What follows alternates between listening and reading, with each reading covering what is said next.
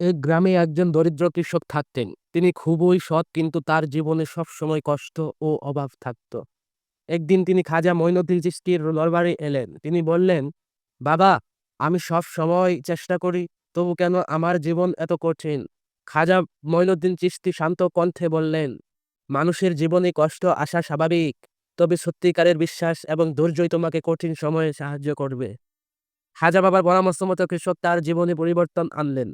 তিনি অন্যদের সাহায্য করতে শুরু করলেন, দুঃখী মানুষের সঙ্গে সহমর্মিতা দেখালেন এবং সবকিছু আল্লাহর ওপর ছেড়ে দিলেন। কিছুদিনের মধ্যে অপ্রত্যাশিতভাবে তার জীবনে সমৃদ্ধি এসেছে।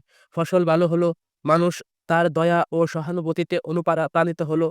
কৃষক বুঝলেন, ধর্ম কেবল আচার বা নামাজ নয়, বরং মানুষের প্রতি সহানুভূতি, দয়া ও আল্লাহর প্রতি বিশ্বাস।